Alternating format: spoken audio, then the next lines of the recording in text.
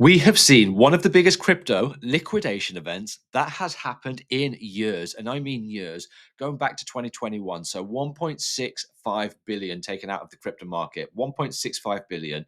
And that is, as far as liquidation longs are concerned, the bulls have been absolutely wrecked. Is it going to reverse? What to expect next? Are we going to get further downside on Bitcoin? But more importantly, I want to talk about your altcoins because we've got Polkadot, we've got Casper, we've got ICP, and we've also got JASMY, four of the favorites of the channel. How hard did they get hit on the back of Bitcoin pulling back further? Is Bitcoin likely to pull back further, or is this move over? Have we put a bottom in? And are we likely to start putting big swings in? That's what we're going to be talking about in this video. Let's jump straight into the charts. We are going to start with the big daddy. And people ask, why do we start with Bitcoin? Because Bitcoin is the liquidity leader. Bitcoin is the market driver. When Bitcoin drops, altcoins drop. When there's no confidence in Bitcoin, there's even less confidence in altcoins. So that's why it has that kind of impact. When you're looking at something that's as big as Bitcoin that holds such a portion of the market cap, 58.81% of the whole of the crypto market cap, of course, we're going to be looking at Bitcoin to drive the market. Of course, we're going to be looking at Bitcoin to lead the way. So what's happened on Bitcoin? First and foremost, is this move over? If it's not over, how far is it likely to move? We'll talk about this swing here, and then we're going to talk about a further swing to the downside if we drop this key level on Bitcoin, which would create further downside for altcoins, because altcoins are in a stagnant position at the moment where we're waiting for Bitcoin, we're waiting for macro to make a decision as far as on risk or off risk is concerned over the next 5 weeks. So first things first, we've got a fib, and we've got our fib all the way from the top here. That was the top, all the way to the bottom here. What does this measure? This measures a 61.8%, a 61.8% retracement. That's the golden zone. That's where you expected, if you were going to get a rejection, that's the area that we needed to break through. Unfortunately, that was a rejection. We expected it to be a rejection because that was the 61.8. And this is a retracement to that golden level during a downtrend, which brings me to the next thing, looking for further moves to the downside if we drop this key level, because it could happen. And what we talk about is equal measured moves. It happens time and time again. And if we do get an equal measured move, look where this leaves us, because it leaves us to a key psychological round number. It leaves us to another thing as well when we zoom out, which we'll talk about very shortly. So we're looking for this time, that was a fib retracement. This is a fib extension. And remember, when you're in swings to the upside, putting in higher lows, higher highs, you're doing it where you put in the fib from the bottom to the top, and then back to the higher low, and then you're getting projections for continuations. You're doing it in the opposite direction this way because we're looking for a continuation to the downside because the trend is following to the downside. So we go from the swing high to the swing low, all the way back to this swing here, and we're looking for one thing. We're looking how big this next swing, if we drop to this level, is relative to this swing. So what you can do is you can measure it. There's that swing there and there. And then what you get is an equal measured move. So you get an equal measured move, and that equal measured move takes you pretty much 100,000 key psychological level. You've got in between there the 200 daily moving average at 103,000. But if we just zoom out quickly into the weekly, what have you got here? You've got your 50 weekly moving average. That carries so much weight. Look, 50 bounce, 50 bounce. You get a 50 bounce. If we drop this 50 level here, that signals the potential start of a crypto bear market. We're not there yet, but if this equal measure move plays out, that's going to take us to come and test this 50 period moving average. And that's something to watch out for as far as the next few weeks are concerned. Do I think it's going to happen? It potentially could happen. Do I think we'll get a bounce off this level? Potentially we could get a bounce off this level, but the aim of the game is to hold the 50 weekly moving average. And ideally, you want to be holding this 200 daily moving average too. So that's the first thing that we need to look at as far as observations concerned for concern whether we could get a further downside. It doesn't mean it's going to happen. That's how you prepare for it. If you prepare for it, that's how far it's likely to come down. So the next thing we're going to do is look at the altcoins. We could just have a quick look at the liquidations. You see here 1.65 billion. Look at that. Liquidation longs, bulls got wrecked, and we all know about that. So let's look at the analysis now as far as DOT's concerned. Now you can see these are all built in from the previous video. So I'm going to follow on from the previous videos and show you exactly the sticking points that I'm expecting to happen on Polkadot. Because there's one thing when you look at this chart now that could happen within the next couple of days. Just zoom in, zoom in, zoom in. It is the big retail indicator. It is the golden cross.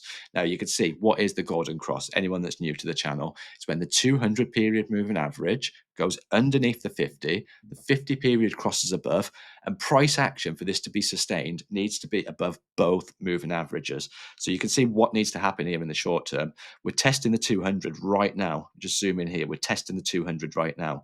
So if we get a break and if we get a close here by the end of the day, then there's a chance that we're going to get a golden cross tomorrow and price action is going to be above there. That's going to be a strong thing. Resistance in the short term, you've got $4.26. I said this was going to be a key area because that was resistance going back all the way here. Resistance, resistance, and you've got resistance levels here. So you understand that's going to be a key point at $4.29. Then you've got your next barrier all the way up here, all the way up here, which is sitting at around $4.66. Then you've got your $4.98 up here. We're not going to talk about that yet until we start getting the bigger swings in and a directional bias for Polkadot. So that's what I'm looking for in the short term. I'm not going to go over longer term projections because I'm going to keep you updated as the swings happen. It's important because people keep saying, what is your bull market high projection? Haven't got a clue. Ask me any token what I think the bull market high is going to be, and I'll tell you the same answer. Haven't got a clue. It is all about what the market gives you, when the market gives you, at the time the market gives you. And that's all we can look for, and that's all we can look to understand exactly what needs to happen next. And as far as I'm concerned, the flow of liquidity hasn't gone into the altcoins. We can tell that.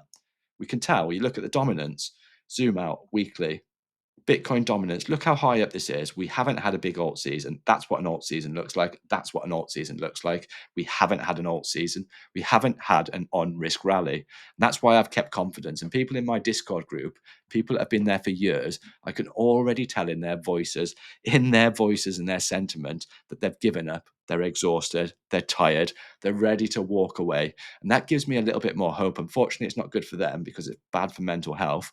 But as far as confidence is concerned within the market, when everybody's given up, when retail feels like it's over, that's when you start getting big swings, and that's when the market starts to reverse.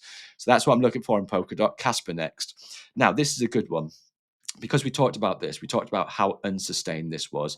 This was an ascending channel. Ascending channel is bullish. An ascending channel signals one thing. You're expected to lose, you're expected to reject, and you're expected to come back and reset. So how far were we expected to reset from? There's the fib from the swing low to the swing high, back down. You've come back down, you've kissed the 786, and now we're creating a pennant. So in the short term, what have we got here? We've got a 61.8% retracement. This is a key area. This is going to be a strong indication as to where this thing's going to move in the next few days. This is a strong area. Why? 61.8% retracement sat at 0.082651. Why is it so important? Why is this level so important? You got the 61.8. What else have you got? You've got your 200. What else have you got? You've got your 50. So you got your 200, you got your 50, you got your 618, all at exactly the same level. That's triple confluence. What does price need to do in the short term? Simple. It needs to come back, break this level here, push it, hold it as support, and then things are going to change. You can reanalyze, you can reassess after that move's happened. Unfortunately, we don't know if Bitcoin's going to drop further. Unfortunately, we don't know if this move's finished. So unfortunately, we don't understand exactly what directional bias the altcoins are going to get in the next few days until we look at Bitcoin for the signal. So the next one's ICP, and this thing played out exactly textbook. So I talked about this. I'd done a video about this. I'd said danger at this area here, $4.96. Once we come back and tested this area, I'd done another video to say, be careful. This is pulled back. We've got a full-bodied candle back to the previous support base. Once we lose there, expect a rejection. Once we reject, where did I say? $4.31. Where's price now? $4.36. So that was your support base, and that was also a support base here, a little bit higher up here. So we know that in the aim of the game, we need to break back above here. We need to take back $4.61. Unfortunately, we need to take back $4.89, and then we've got $4.90. Can you see how difficult this thing is when you're underneath resistance? But all it takes is a shift in sentiment. All it takes is a catalyst for these things to start really pumping again. So I'm observing that we're at a strong support base. If I was dollar cost averaging, this is me, if I was dollar cost averaging, buying spot and not leverage, this position here tells me that this has only touched 3 times since April 2025. out of the whole of this range 3 times.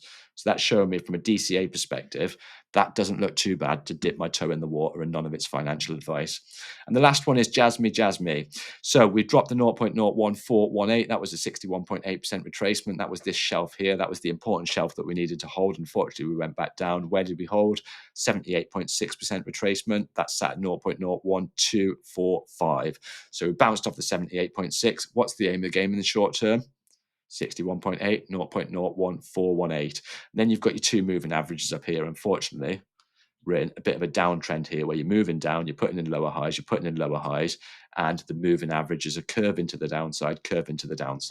So you're not getting enough momentum there. We need an absolute big move to the upside, a volatile break, volume backed up with a catalyst behind it, probably if we do get one, and then for that to hold the moving averages. So as far as Jasmy's concerned, we've got a little bit of work to do on this. But like I say, guys, I'm going to keep you updated on these tokens going over the next few weeks, and get yourself in the Discord group because that's where you can ask me questions directly. The link is in the description below. So let me know in the comments, do you want more videos like this, or do you like individual altcoin videos where it's short and snappy, or do you prefer that I just go over a bunch of the favorite ones? Let me know what you want me to cover next, and I'll see you very soon.